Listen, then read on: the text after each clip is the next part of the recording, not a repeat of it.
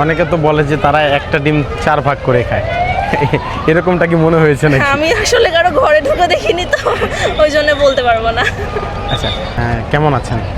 আমি ভালো আছি, আপনি ভালো আছেন? জি ভালো আছি। কোথা থেকে আসলেন? আমি ইন্ডিয়া থেকে আসলাম। কতদিনের জন্য গেলেন? ইন্ডিয়ায় আমি 9 দিনের মতো ছিলাম, আজকে হলে 10 দিন হয় আর কি।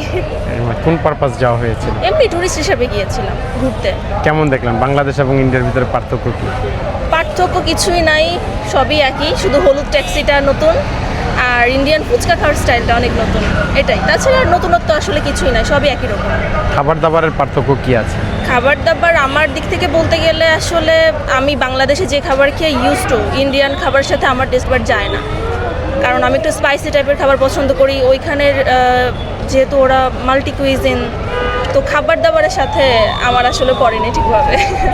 আচ্ছা, ইন্ডিয়ার যে মানুষ আছে, স্থানীয় মানুষ, তাদের কারোর সাথে কি মেশা হয়েছে? হ্যাঁ, সবাই খুবই ভালো।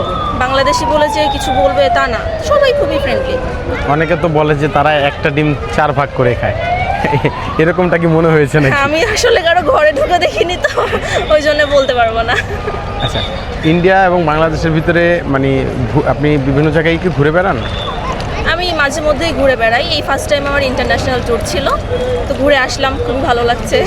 টাকার দিক থেকেও বলা যায় বা যে দিক থেকেই বলেন না কেন, দেশের বাইরে যে ঘোরাটা সবাই বেটার মনে করে, তো আমার দিক থেকেও আমি সেটাই মনে করেছি। দেশে টুকটাক ঘোরা হয়েছে, যেহেতু ভিসা স্বাভাবিক করে দিয়েছে এখন, তাই ভাবলাম দেশের বাইরে থেকে ঘুরে আসি। আচ্ছা, যদি অন্য কেউ যেতে চায় এক্ষেত্রে আপনি তাদেরকে আইডিয়া দিতে পারেন যে কীরকম খরচ হয়? এটা বাজেটের উপর ডিপেন্ড করে, যদি কারো 20-30 হাজার টাকা বাজেট থাকে সেও ইজিলি যাইতে পারবে, 10,000 টাকা থাকলেও যেতে পারবে, কিন্তু সেক্ষেত্রে এয়ার না চুজ করে পোর্ট দিয়ে যেতে হবে। আর কারো বাজেট যদি বেশি থাকে সে তো ডেফিনেটলি লাখ টাকাও খরচ করতে পারে, আবার লাখ টাকার কমেও আসতে পারে। পরবর্তী কোন দেশে যাওয়ার ইচ্ছা আছে?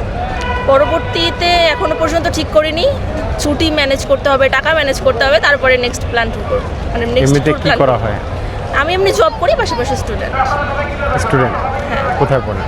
আমি টঙ্গীতে পড়ি, টঙ্গী গভ কলেজে। আচ্ছা, ঠিক আছে, থ্যাংক ইউ। Thank you.